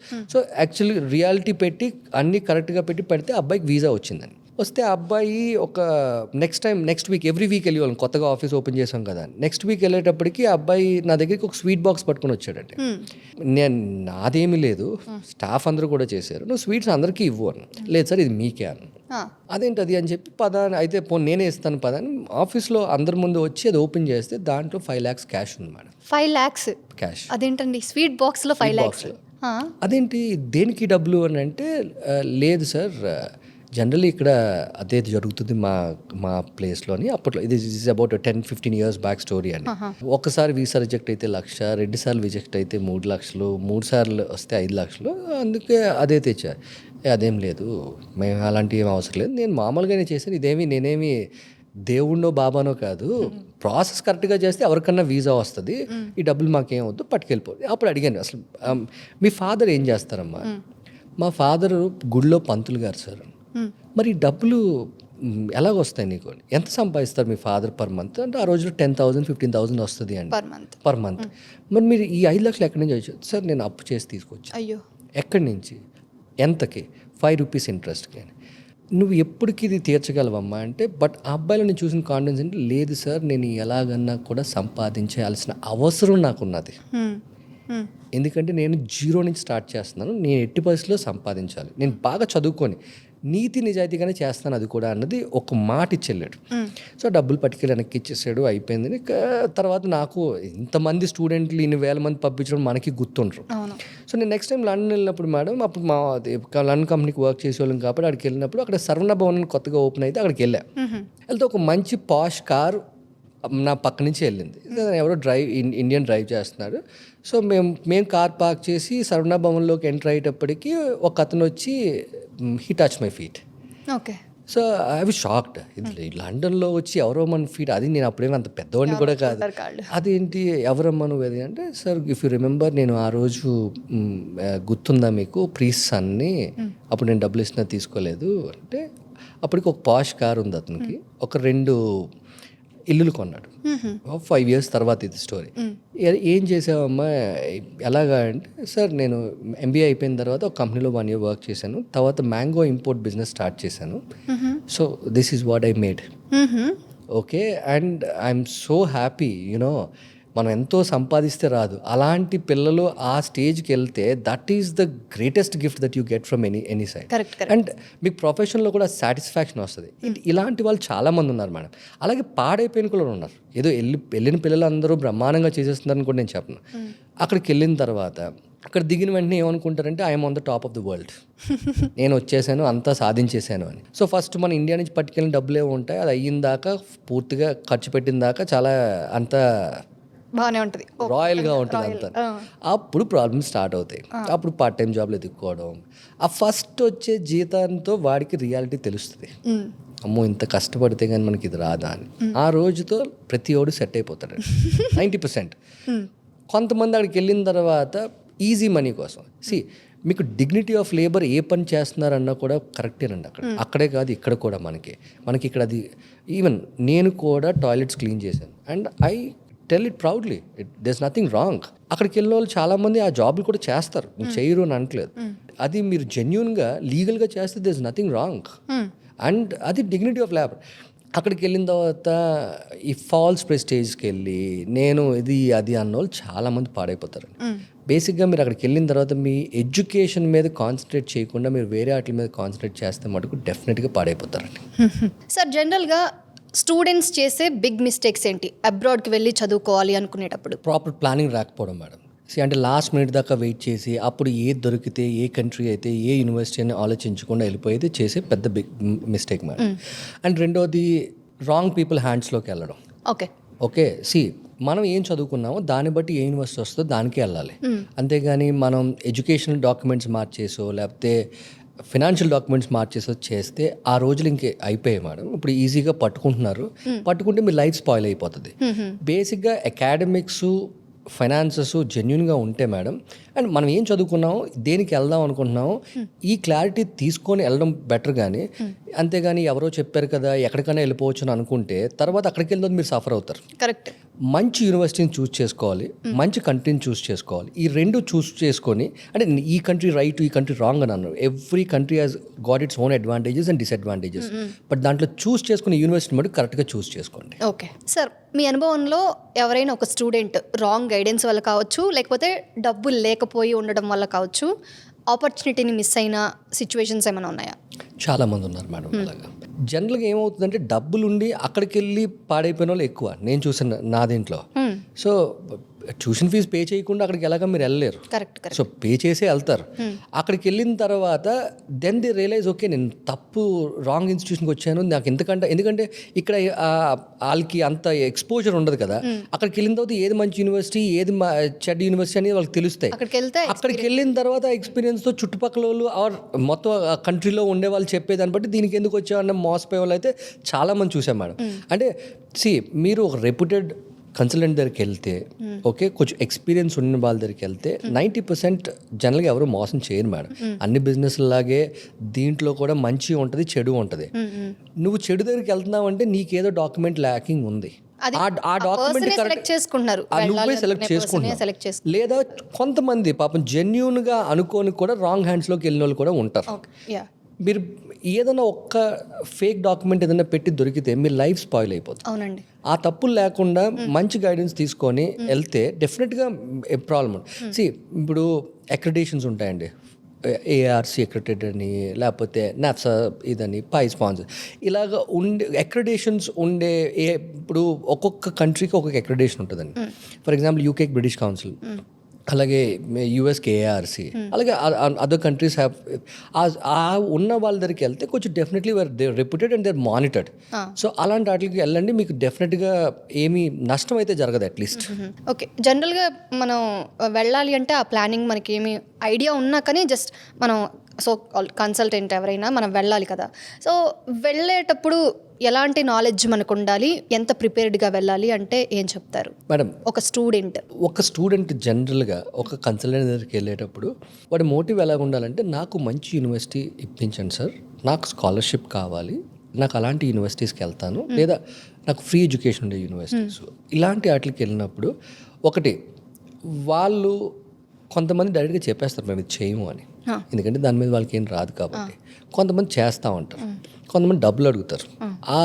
ఇప్పుడు పిల్లలంత అమాయకులు కూడా కాదండి. సో వాళ్ళు ఒక 5-10 minutes మాట్లాడితే వాళ్ళ గురించి అర్థమైపోద్ది. నీకెందుకు అంతా నేను చూసుకుంటాను, అన్నీ నేను చేస్తాను అన్న వాళ్ళు మటుకు నమ్మొద్దు. అంటే ఆబ్వియస్ కదండి, నీ ఎస్ఓపి అలా రాసి నీ బ్యాంక్ స్టేట్మెంట్స్, నీ అకాడమిక్స్ అన్నీ చూస్తున్నారంటే అక్కడే అర్థమవుతుంది కదా ఏం జరుగుతుంది అన్నది. మీరు జెన్యున్గా చేసేవాడు ఏమడుగుతాడంటే, ఫస్ట్ నీ ఎడ్యుకేషనల్ డాక్యుమెంట్స్ ఇవ్వమ్మా, నువ్వు ఫైనాన్సెస్ ఎలా చూసుకుంటున్నావు, నువ్వు ఎగ్జామ్స్ రాసేవా, ఇంగ్లీష్ టెస్ట్ తీసుకున్నావా, లేకపోతే నువ్వు జిఆర్ఈ తీసుకున్నావా, ఇవన్నీ అడుగుతారు జెన్యున్గా.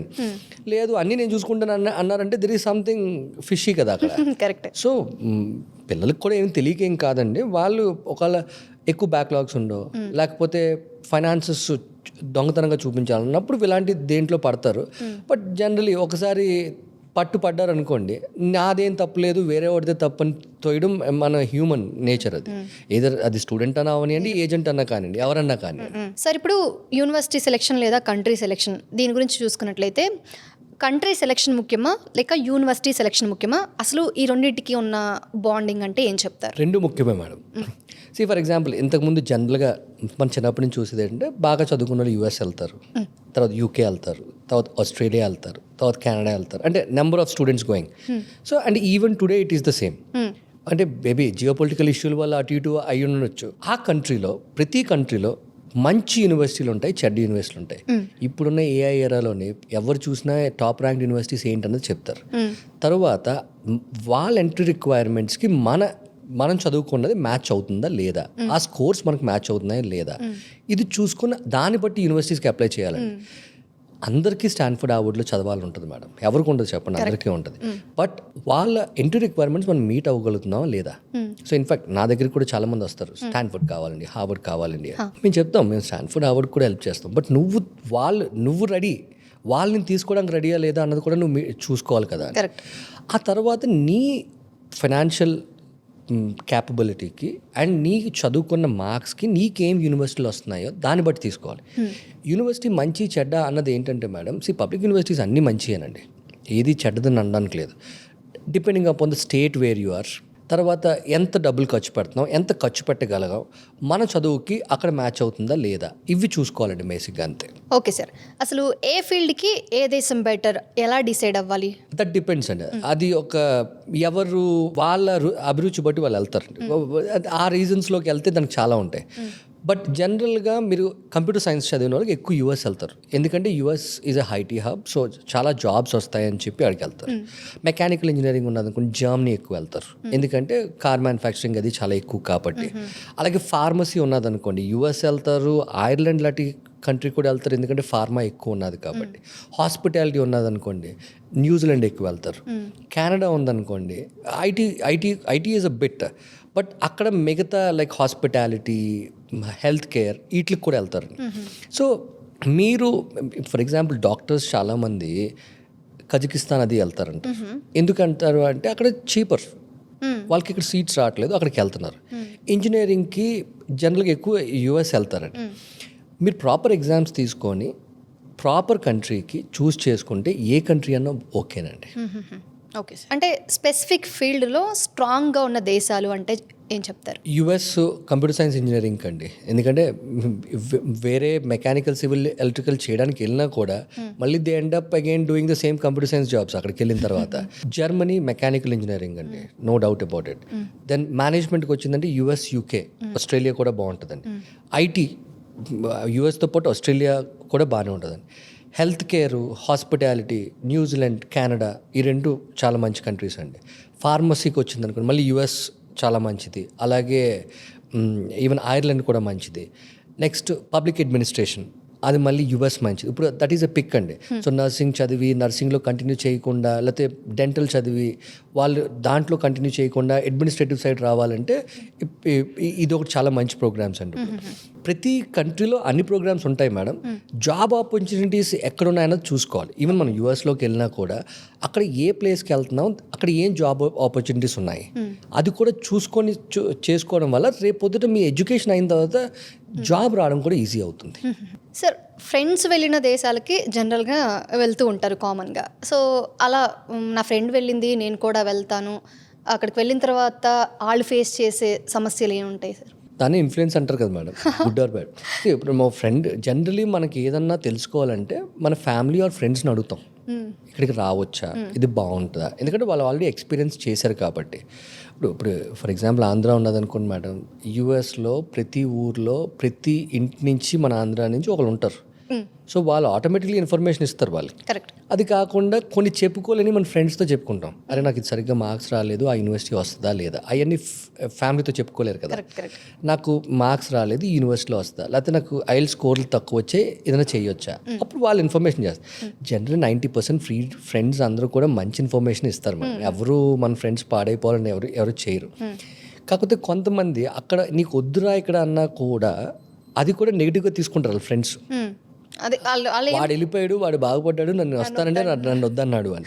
సో అందుకని ఏమంటారు, రారా నీ ఇష్టం, తర్వాత ఇక్కడ పరిస్థితి అయితే బాగాలేదు అని చెప్తారు. ఇప్పుడు ఫర్ ఎగ్జాంపుల్ యూఎస్ఏ చూడప్పుడు వెళ్ళిన వాళ్ళు అందరూ వద్దు అని అంటున్నారు. బట్ యాక్చువల్ యూఎస్ వెళ్ళడానికి ఇది రైట్ టైం. ఎందుకంటే ఇప్పుడు వెళ్ళే స్టూడెంట్స్ తగ్గారు కాబట్టి మీరు ఇప్పుడు 2 years చదివి తర్వాత 3 years ఓపీటీ అయ్యేటప్పటికి జాబ్ ఆపర్చునిటీస్ పెరుగుతాయి, డౌన్లో ఉంది కాబట్టి.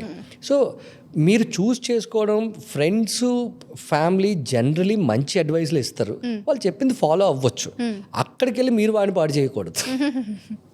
ఓకే సార్, చాలామందికి తెలియని గుడ్ ఎడ్యుకేషన్ ఇచ్చే అండర్ రేటెడ్ యూనివర్సిటీస్ ఏమైనా ఉన్నాయా? అంటే గుడ్ ఎడ్యుకేషన్ ఇచ్చేది ఎప్పుడు కూడా అందరికీ తెలిసే ఉంటుంది మేడం, తెలియకుండా ఉండదు. ఫర్ ఎగ్జాంపుల్ చూడండి, టాప్ 100 అంటాం, హాంకాంగ్ యూనివర్సిటీ టాప్ 10లో ఉంది. అండ్ వాళ్ళు 100% స్కాలర్షిప్ కూడా ఇస్తారు. బట్ చాలా మందికి తెలియదు. మనకి ఎంతసేపు యూఎస్, యూకే ఇదే. సో అలాంటి యూనివర్సిటీస్ కూడా ఉన్నాయి మేడం. అండ్ మన పక్కనే ఫర్ ఎగ్జాంపుల్ సింగపూర్ ఉంది. సో నేషనల్ యూనివర్సిటీ సింగపూర్ ఒకటి, నాన్యాంగ్ ఒకటి, they're all good universities. And again మనకేంటి fantasy towards west is more. మనకి ఎంతసేపు అటు వెళ్దామనే కానీ ఇటు వెళ్దామనే కాదు కదా. So but there are very good universities in the south east and south Asian countries also madam. Okay sir, అసలు ఈ ఎపిసోడ్లో చాలా ఇన్ఫర్మేషన్ అయితే మీరు అందించున్నారు. అంటే స్టార్టింగ్ స్టూడెంట్ వెళ్తున్నారు అంటే వాళ్ళు ఏం సమస్యలు ఫేస్ చేస్తారు కావచ్చు, లేకపోతే ఏమేమి ఎగ్జామ్స్ ఉంటాయి, ఎలా రాయాలి కావచ్చు, స్కోరింగ్ గురించి, దీని గురించి చాలా క్లియర్గా అందజేశారండి. సో నెక్స్ట్ ఎపిసోడ్లో మనం ఫర్ సపోజ్ నేనే అబ్రాడ్ వెళ్ళాలి అనుకుంటున్నాను, లేదా నా ఫ్రెండ్ అనుకోండి. సో ఏమేమి డాక్యుమెంట్స్ కావాలి, ఫినాన్షియల్ ఇష్యూస్ కావచ్చు, లేకపోతే అప్లికేషన్ ప్రాసెస్ కావచ్చు, దానికి ఎంత అమౌంట్ ఖర్చు అవుతుంది, దీనికి సంబంధించి క్లియర్గా తెలుసుకుందాం సార్. ఓకేనా? సో చూసారు కదా, ఈ ఎపిసోడ్లో అయితే క్లియర్గా సార్ మనకి చాలా చాలా వాల్యుబుల్ ఇన్ఫర్మేషన్ అయితే అందించున్నారు. తప్పకుండా నెక్స్ట్ ఎపిసోడ్ని మిస్ అవ్వకుండా చూడండి. ఎందుకంటే ఆ ఎపిసోడ్లో ఇప్పుడు నేను ఆల్రెడీ చెప్పాను కదా, ఇప్పుడు నేను చెప్పిన పాయింట్స్ ఏవైతే ఉన్నాయో క్లియర్ కట్గా ఎవరైతే అబ్రాడ్ వెళ్ళాలి అనుకుంటున్నారో, లేకపోతే మీరు ఆల్రెడీ ఇప్పుడు చదువుకుంటున్నా, మీరు ఎలా ప్లానింగ్ చేసుకోవాలి, దానికి సంబంధించి పూర్తి సమాచారం చెప్తారు. So don't forget to subscribe our channel for next episode. ఇదండి ఇవాల్టి మన అప్డేట్. ఇలాంటి మరొక సరికొత్త ఇన్ఫర్మేషన్తో మళ్ళీ మీ ముందుకు వస్తాను. అప్పటి వరకు మన బాస్ వాళ్ళ తెలుగు ఛానల్లో చాలా రకాల ఇన్ఫర్మేటివ్ వీడియోస్ ఉంటాయండి. ఒక్కసారి ఛానల్ పేజ్ని విజిట్ చేసి చూడండి. మీకు కావాల్సిన సమాచారం, మనీకి సంబంధించి, financial related, credit card related, ఒకటేంటండి చెప్పుకుంటూ పోతే చాలా ఉంటాయి. సో ఒక్కసారి వీడియో వాచ్ చేసి చూడండి, మీకే అర్థమవుతుంది ఎంత వాల్యుబుల్ కంటెంట్ ఉంటుంది అని. అయితే మీరు వీడియో చూసిన తర్వాత మీరు చేయాల్సిందల్లా మీకు ఏమైనా డౌట్ ఉంటే ఒక కామెంట్ చేయండి, లేదా మీకు ఏమైనా టాపిక్ గురించి కావాలి అన్నా మీరు కామెంట్ చేసి చూడండి. తప్పకుండా మీకు నెక్స్ట్ వీడియోలో ఆ వీడియో అనేది వస్తుందండి. అంతే కదండి, బాస్ వాలా యాప్. ఇక్కడ పర్సనల్ ఫైనాన్స్, వ్యవసాయం, బిజినెస్కి సంబంధించి చాలా రకాల ఇన్ఫర్మేటివ్ వీడియోస్ ఉంటాయి. అది కూడా కోర్సెస్ రూపంలో. అక్కడ ఎవరైతే అనుభవజ్ఞులైన రైతులు కావచ్చు, వ్యాపారవేత్తలు, పర్సనల్ ఫైనాన్స్కి సంబంధించి నాలెడ్జ్ని కలిగిన వాళ్ళు ఉంటారో వాళ్ళు మీకు ప్రతిదీ పిన్ టు పిన్ ఇన్ఫర్మేషన్ని గైడ్ చేస్తారు. ఈ యాప్లో నాకు నచ్చిన, మీ అందరికీ నచ్చబోయే ఒక బెస్ట్ ఫీచర్ ఉంది. అదే ఎక్స్పర్ట్ కనెక్ట్ అనే ఆప్షన్. ఈ ఫీచర్తో మీరు ఇన్ కేస్ మీరు కోర్స్ చూసిన తర్వాత కూడా మీకు ఏమైనా డౌట్ ఉంటే సదరు మెంటార్తో మీరు వీడియో కాల్ రూపంలో కనెక్ట్ అయ్యి మీకు వచ్చిన ప్రతి చిన్న డౌట్ని కూడా క్లియర్ చేసుకోవచ్చు. సో అర్థమైంది కదా, ఇంకెందుకు ఆలోచిస్తున్నారు? వ్యవసాయం, వ్యాపారం, పర్సనల్ ఫైనాన్స్కి సంబంధించిన మరింత సమాచారాన్ని తెలుసుకోవడానికి ఇప్పుడే బాస్ వాలా యాప్ని డౌన్లోడ్ చేసుకోండి. లింక్ బయోలో ఇంకా డిస్క్రిప్షన్లో ఉంటుంది. సో మరొక సరికొత్త ఇంట్రెస్టింగ్ ఇన్ఫర్మేటివ్ ఎపిసోడ్తో మళ్ళీ మీ ముందుకు వస్తాను. అప్పటి వరకు bye bye. Boss Wala. Be the boss.